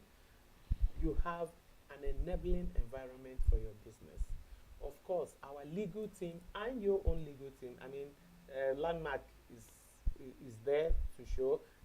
Presidential Hotel being managed by Amber Hospitality. They are there to show. And a lot of other PPP arrangements that we have in Enugu. You just said something now that if the next person coming to take over from you is not as passionate as you are, all the efforts might nosedive. What are the plans put in place to make sure things like this don't happen? You have to concession them. You have to concession them. When I was in Nike Lake, he said I did well, yes. But immediately I left. There were little issues here and there until The landmark came in, and immediately like landmark came in, everything changed. You understand? So if we didn't concession to landmark, maybe by now we would have been talking of maybe shutting down Nike Lake. Okay. So the same thing will go with all these sites. We cannot leave them in the hands of the ministry. No, they will not survive. They have to be concessioned to private owners. They are the ones that will manage it. Concession, passion, sustainability. The key words we can pick from what you were saying. And that's wonderful. We are worried about the sustainability. After now, with so much on your plate, beautiful arrangement, beautiful. We are dreaming of ENUGU. Which one is going to materialize soon, and how soon? So that we start from, if we aim for the sky, fall on the rooftop, we can beat our chest. Under your tenure as in Commissioner of Tourism in ENUGU State. And what can you say, within my tenure, these major projects are in place, and then these are the ones we have planned for. What are the relationship with the ENUGU State is one of the pilot states in PPP. We have had ENUGU Airport, we have had the Nike and all those. What's the relationship with the P3 PAN, the PPP Association of Nigeria and all, with all you are doing? Okay, let me answer the first. You asked two questions. Yes, right? let's start with the first one. Okay, you talked about sustainability. Yeah. It's obvious that with the plans we have on ground, which is concession, they are going to be sustained. The businesses will be sustained. The tour sites will be sustained. And then I know there is a good relationship between all the partners that are doing businesses with ENUGU. You mentioned the airport that was recently concessioned. We have other people, UPP, the United Palm Products. They are also there. We have the Niger Gas. We have a lot of them going on. So ENUGU is doing well. That's not the side you're a mother, I keep putting it to you because you I are am. gender sensitive and concerned about. Mhm. We find out with so much hotels in Enugu, the Christian Mothers Association are worried about prostitution. Please leave our hotels for us. Not just let the commission. You want to let answer for the me commission. answer Now, that. when we are thinking about the man who has the wound, we also think about the person, the fly who follows the man. What is the plan in place to also engage the youth in a more constructive way instead of building hotels for them, everybody coming to Enugu? When we started the construction of the 5-star hotel, I read where people were saying hotel. There is no tourism without hotel. You're right. Tourism and hospitality, they go hand in hand. We are trying to make Enugu a tourism hub. We are trying to make Enugu a conferencing hub.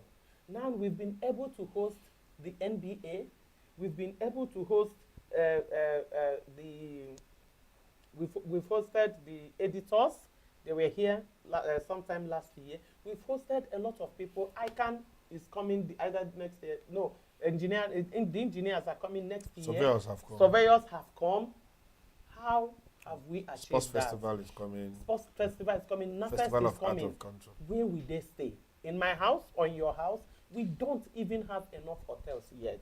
If we are looking at Enugu as a destination, if we are looking at having over 3 million people, His Excellency keeps saying he wants 3 million visitors.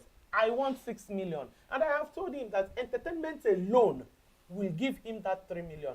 Imagine Davido playing this month, next month Fino, upper month Flavor, the other month Rema, Tiwa Savage.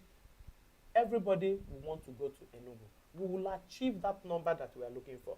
But the question is, where will they stay? Do you know that today, no international flight, apart from Ethiopian Airlines, can come to Enugu? Why? There is no 5-star hotel where they will stay. Yes, BA cannot come. Emirates cannot come. Because there are no hotels for them to stay. So when we build hotels, let us stop looking at it. These hotels are not built for Enugu. For your information. They're not built for the students. They are not built for the students, for crying out loud. They're not for the students. They are for our visitors. Excuse me, let me land. You talked about Christian mothers. We are building hotels for. No. My dear, even if you're a reverend sister and you have prostitution in your blood, even from the convent, you will still want. The hotel will not make you prostitute. You see the what? We are building the hotels to provide jobs. If you think about the direct and indirect jobs created by these hotels that are coming up, it's not just you go there, you become hotel manager. No, most of these hotels abroad in Enugu that are working there, you have people from other places coming there to work. So please, what is happening in Enugu is actually bigger than Enugu. That was actually the angle was coming in, where I was asking, what are the opportunities, put in place for the young people, SMEs, artisan, local communities to benefit from, looking at the expansion of tourism in Enugu State? Thank you. Like I said before, that these communities, the host communities, are the first beneficiaries of everything that is happening in tourism. I'll always take Ngo for. I will always take Ngo. Though we've started Ngo, we've started in Sude, we've started Okpato, we've started Ohum. Okay, we just awarded Akuke, Atapu, and also Uvu. My people will ask me, when are you coming to Oji? And Soka people will say, when are you coming to Soka? Like I said before, we are doing it in phases. This is just phase 1. By phase 2, Oji will come in, Eziago will come in, Ogu will come in, Ezimo will come in, Leja will come in, and other places. So the youths are the ones doing these jobs. I cannot be an artisan. I will not come down to our above to do the work for them. So we are creating employment, we are creating job opportunities, we are creating economic development through tourism. Sorry, you asked me a question that I missed. Yes, you asked me which one is coming. Yes, Ngo. Ngo will be commissioned in this August. by the grace of God, followed by Nsude, Ngwo, Nsude, Okpato. Every other thing in Okpato is ready. But because of the height of the cross, Okpato will go into next year. Okay? Ohum will also be this year, but Ovu Lake, because of the golf course, Ovu Lake and Akuke Ataku will be ready, if not by December, but before February. And also the tourist buses. What's up with that? And to add to that, which of the projects so far that have been carried out that you think is your massive project that's bringing out massive revenue? Tourism is not cheap. And these projects are not cheap projects. Cable car is not a cheap project at all. Canopy walkway is not cheap. Zip line is not cheap. Tourism is not cheap. But the same way it is not cheap, every kobo invested in tourism, you will reap it 100-fold. Talking about the tour buses, our tour buses are already on ground. There was a time it was everywhere online. Okay, we brought 2. We are going to bring in more, so that when you have tourists around, the buses will convey them to the appropriate sites. Well, Ms. Commissioner, ENUGU is well positioned to serve as a diaspora retirement and second home market. Yeah. We have millions of ENUGU indigenes and other Southeast people who are based in the US and the UK. And of course, some of these people, with what you are doing, they would like to invest in real estate in ENUGU. But there have been news of state repossession of properties legitimately acquired by people, not just this regime, but previous regime. What is the cause, or what do you know the cause of this, repeated incidents that, kind of terrify a lot of people from investing in ENUGU, especially people who have had a bad Lagos experience, and now we are here in Southeast. And what is the plan of the government to build a system that will stop the confusion and streamline investment in real estate, make things easy for potential investors? Okay, in as much as this is not under my purview, but I also know that the lady in ENUGU State Housing Development Authority, the Ministry of Land, the NGs, and also the Ministry of Housing, they have come up with digitization of all our lands. And it is now very safe to go and acquire your land, especially the people in diaspora, okay? Once you talk to the right people, the right channel, these 4 agencies, Ministry of Lands, Ministry of Housing, the ENUGU State Housing Development Authority, and of course, NGs. What is NGs? What is the meaning of it? ENUGU State Geographic Information Service. So just to wrap it up on my side, if you had 20 seconds to invite a Nigerian in diaspora or a foreigner who has never been to ENUGU, what 3 places must they visit? And what does success look like for you by December 2026? Okay, so I take the first question. The 3 places: 1, Ohum Waterfall, the majestic Ohum Waterfall. 2, the Nsude Pyramid and the Canopy Walkway. 3, the Ngwo Pine Forest. And 4, the Rock Palace, ENUGU Aquatch. You're not serious. And the zip line.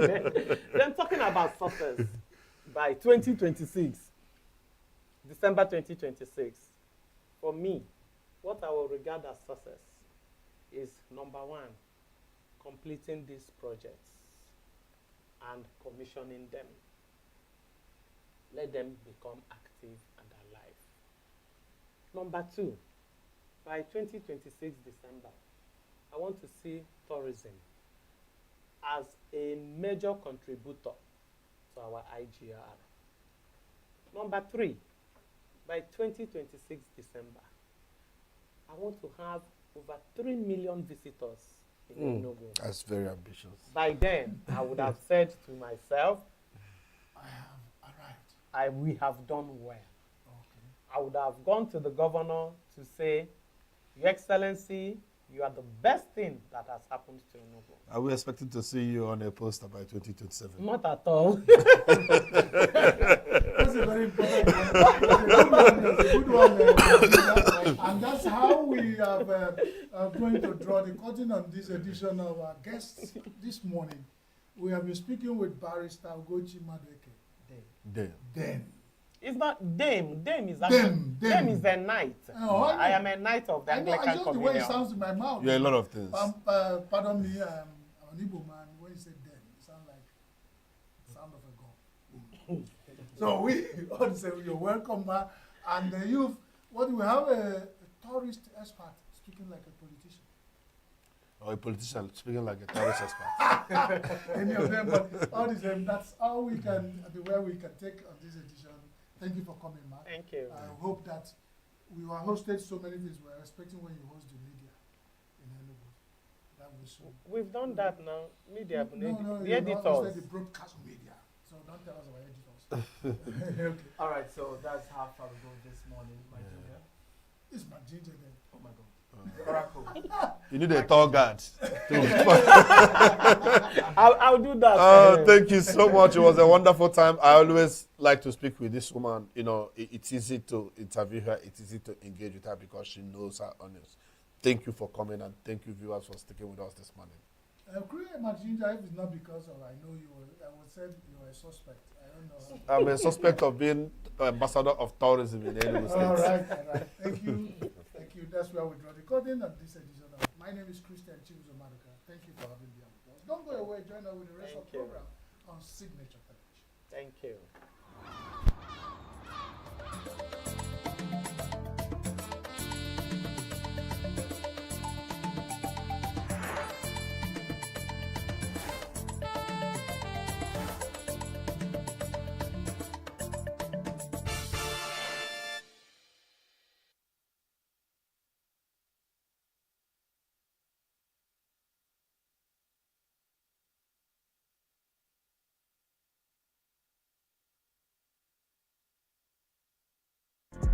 Get plugged into the heartbeat of entertainment on The Hub, your ultimate show on e-vibes.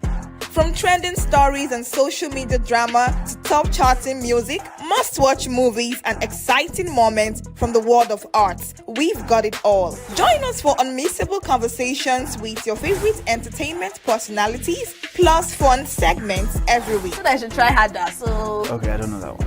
Outfit of the day. Oh, I don't do that. That's some Gen Z stuff. Oh, now you say it's a Gen Z stuff. It's everything you love about entertainment, served fresh every week at 1 p.m. with weekend repeats just in case you missed it. The Hubs on e-vibes, where the vibes never stop. Only on Signature TV.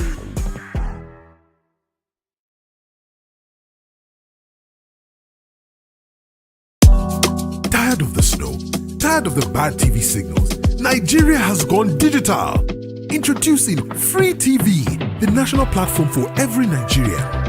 Get 100 plus channels immediately. Sports, news, and entertainment in your native language. All with clear picture quality. Whether you're in the city or the village, our satellite signal reaches every corner of 36 states from day one. No monthly subscription, just a compatible decoder and you are set. It's a national asset built for you. Take the show on the road, download the Free TV app and stream your favorite channels anywhere. Starting this May, scan to download the app or call 0700 388 7277. Free TV, digital TV for free. Brought to you by NBC. Health is more than a diagnosis. It's your lifestyle, your choices, and your future. Join us on Inside Health, your weekly deep dive into the stories, science, and solutions shaping your well-being.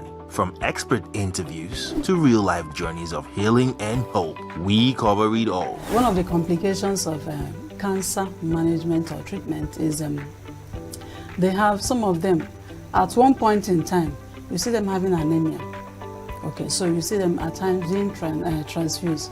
But at the same time, you come in with a diet. Nutrition, mental health, innovations in medicine, fitness, and everyday wellness. Whether you're managing a condition, staying informed, or just living your best life, Inside Health is your trusted guide. I'm Chigichi and I'll be with you every week on Inside Health, only on Signature TV.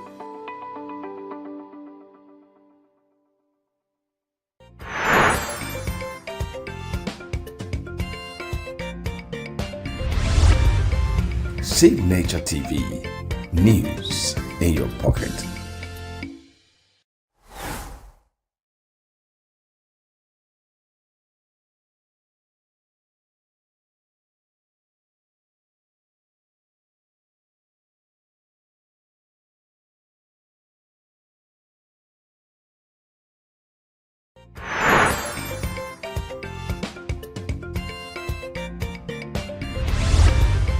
Signature TV, news in your pocket.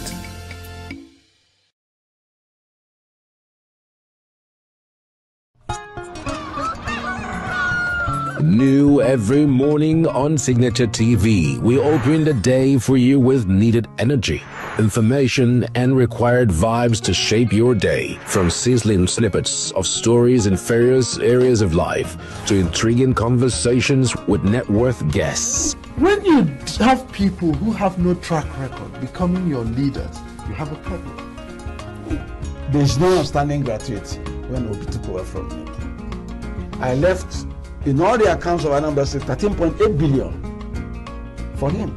Your day cannot be complete without Signature Morning on weekdays and Signature New Day on weekends. There is no better way to start your day except Signature Morning and Signature New Day every day on Signature TV.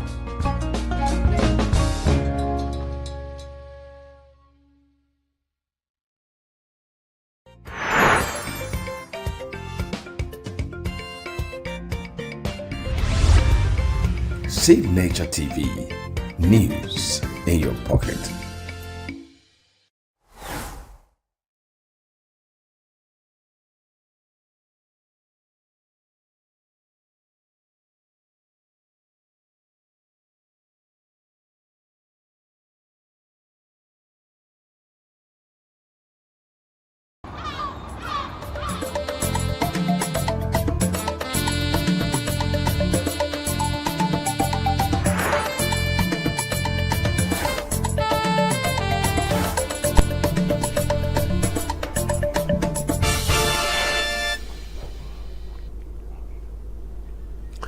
Hello and welcome to Abuja this beautiful morning. The weather in Abuja is, let me use the word thawing, as if it's ice thawing. A little temperature gaining, no longer being held down by very bone-piercing cold. For some of us on this side of age, we're not finding it funny. But I'm a little sprightly this morning because the weather has improved, and the issue we're discussing this morning, I'm very passionate about it. Very passionate about it. President Ahmed Tinubu has banned for 7 years the establishment of new private universities. I hope that he extends that ban to the establishment of state universities. In fact, a complete ban on the establishment of new universities in Nigeria. He says for 7 years. Maybe he's gauging how long he could still remain in power. So when he leaves, there can be a bazaar. That ban, many of us treated it as nothing particularly significant. But that's the issue we're discussing this morning. The 7-year ban on the establishment of private universities by President Bola Ahmed Tinubu. What is its import? What does it mean for education? Is it right? Is it wrong? Should it be extended? Is it coming too late or is it coming too early? And I have in the studio Prince Segun Adelodo. Prince Adelodo is a senior lecturer at the University of Lagos. University of Abuja. Don't mind me, because that's my university now. You know, a crow for sure. Not to worry. Please, you're welcome to the program. Good morning, sir. Good morning, sir. Not to worry. You know, I'm a product of University of Lagos, so somehow the thing is stuck in my head. That's interesting. That's good to know, sir. Please. Yes, sir. Off camera, we began a conversation. Why, in the first instance, was there a kind of bazaar in the establishment of universities in Nigeria? First, multilateral institutions and advisors and the United Nations and all that identified what they called a gap in access to that level of education in Nigeria. So there was need to fill that gap. Let me draw attention to something. In 1953 to 1957, 60, the same United Nations recommended to African nations that the number of radio sets in a country was an indication of its development, because radio sets provided access to information. But that was half truth. What kind of information? From who? So African governments began to buy radio sets all over the place, and Japanese made a hell of money. A lot of money. Yet no reasonable information for action was available to African nations. Now, the same institutions said to us, there is gap in access, and therefore we needed more universities. First, interrogate that advice. Okay. And then second, let us examine the gap. Yeah, good morning once again. At this point, I would like the entire Nigerians to understand one basic fact. Why the introduction of private university in the first place? What are the objectives for introducing private universities in Nigeria? Number one, incessant ASU strike has greatly caused the reason why people came up overnight and said, we cannot be wasting the life of our children at home doing nothing. They go to school for 3 months, they spend 1 year at home. I'm a product of University of Ilorin. For like 2 years I was at home as a result of ASU strike. Now a body came up and said, fine, if we cannot influence government, let us have our private universities. And they went ahead to consult NUC, that is a National University Commission, and they gave them the prerequisites, the conditions by which, okay, you can come on board. And I could remember vividly, Confederate University happens to be one of the private universities that started early in Nigeria at Ijebu-Remo. I've been there severally. They started well. They have good students. There's something we call cohort in educational system. Yes. The number of students that enter part-time and the number of students that go out part-time. But over the years, the objective changed. People started seeing private universities as an institution where you can make money. They now see private universities as an avenue to improve their own economies, to improve their own personal life. And that is why over the years, in the last 10 years now, there has been a major burden in this country. Students will go to school, private universities, they come back, they become drug addicts, they change overnight. So that shows that private universities as of today, they are not doing what they are supposed to be done. That's number one. Number two, when you go to private universities today, you discover that you don't really have much staff like public universities. I'm a lecturer. Some of us we do physical lecturing over the years. We'll come back to our main institutions.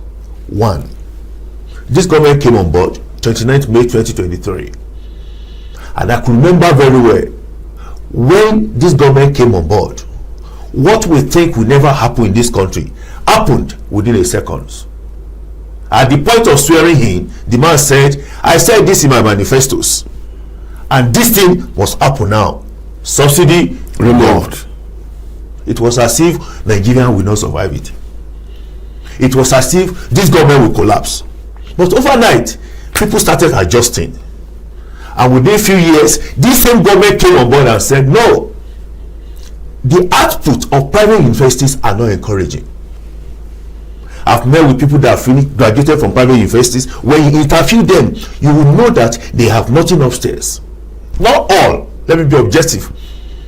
So the question now is this: why will a parent spend millions of naira on a child, and the child comes out, he cannot even define economics? So the whole thing now boils down that, okay, what can we do? And I cannot say less that this government has done justice to put in place private universities in Nigeria. By and large, students are supposed to go to private university now. They are now seeing options of coming back to public universities, because in public universities now, no more strike. Since this government came on board now in this country, nothing like ASU strike.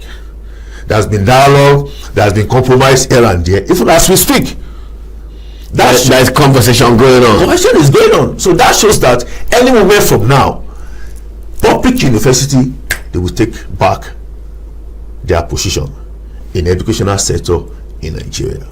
Lastly, I used to tell people that the head of any family determine how the family will look. Very correct. So look at private universities, look at their vice chancellors, look at the owner of those private universities. Without missing word, I know of a private university in this country that the owner didn't even pass through schools. They didn't even pass, not even OND certificate. And today, they are what? Proprietor of one of the biggest private universities in Nigeria. So it's a minus. In a way, it will have what we call adverse ripple effect on the school and the outcome and the output. Honestly speaking. So on this note, I want to appreciate the current government to have taken that bold steps to look into private universities in Nigeria, so that we'll be able to get it right in our educational system. Now, Doc, at a point in this country, the conversation was that the quality of students coming out of the public universities was dropping. You just mentioned ASU, its unending, ever coming up strikes that frustrated children who otherwise would have spent 3 years or 4 years for a course, and they remain there for 6 years, 7 years, because yes.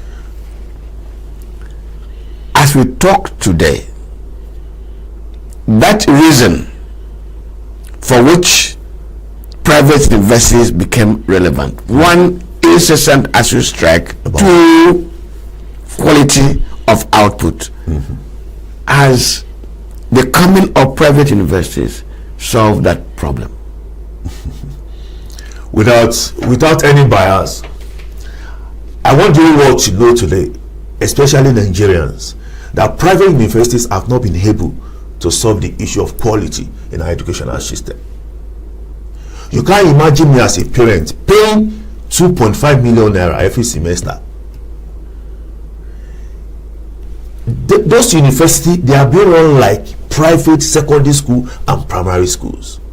That is why when you see a product of private university, you discover that they look, they are not that strong, they are not bold, they can't confront the challenges out there outside after graduation. They cannot. They are not prepared for the world. They are not prepared. Unlike someone that goes to ABU, go to University of Illinois, Unilag, you kill. You do so many things on your own so that you could be prepared for challenges after school. So I will say this morning that our private institutions, most of them, they've not been able to close that gap. It's not all about having first class 2-1. It goes beyond that. I keep telling people, what put food on people's table? It's not their degree, it's not their certificate. No. It's what they have upstairs, that big food on their table. how far you've been able to maneuver your ways logically, legitimately, put food on your table, not your degree. So I'm here this morning to tell the whole world, especially Nigerians, that private universities have not been able. How come when I was in school, nobody even knew my hostel as my parents. Nobody. You are good, but go, you can go. Remember the son of whom you are. That's all. And I will come back. Now we take our children to campus. During the week we go and follow them up. Have you eaten? Now, so we now expect those students to come out of school and be strong. No, it doesn't work that way. Now, Doc, wait. Now, if the president's ban, who is going to succeed for 7 years, yeah, I can almost predict what will happen. Okay. Interest by prospective students will be turned on the public universities. Sure. The public universities, do they have the capacity? Do they have the facility to absorb, accommodate, and teach the number that will be swarming around? And it's commonsensical that when the pressure is too much on these universities, you have, for instance, you have 3,000 openings and 300,000 people want to enter. That is a recipe for corruption. Yeah. How do we address that? Because it is like you and I now knowing what is going to happen before it happens. Because, how are we going to address it? Yes. Currently, as we speak now, cutoff from JAM is 150. For my whole university is 180. As at last session, we had issue of accommodation. Yes. 2, we have issue of lecture theaters. Because, for instance, a lecture theater that's meant to accommodate just 200 students. Now we have 600 students crammed in, some standing on window frames. So I will say it categorically. That cannot be university. No, that government still needs to look into private universities. Look at University of Abuja, they have enough land for structures. Any structure they want to put in place, they have enough land. That's number 1. Number 2, I know with time, people will see the reason why public universities is far better than private universities. All our leaders today in this country, they all pass to public universities.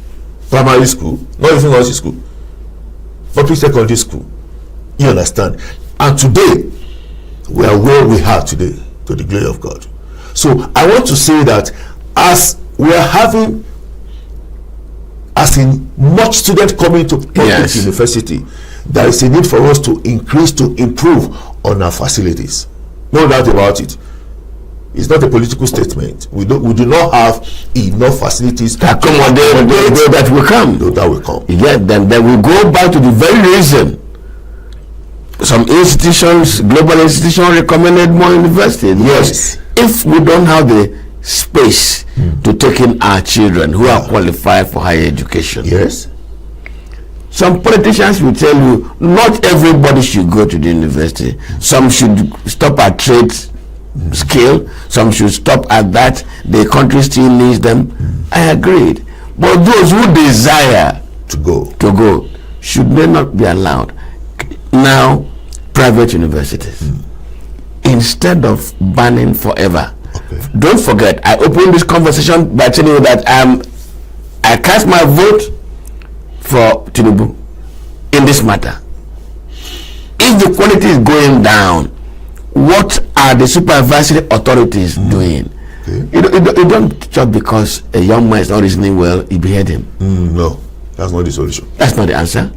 So, are we just going to behead the private universities and suppose you put the head back, we still come back to the same problem? What do we do? Yeah. On the issue of the existing private universities, I want to hold the current government to look into monitoring of private universities. And how can this be done?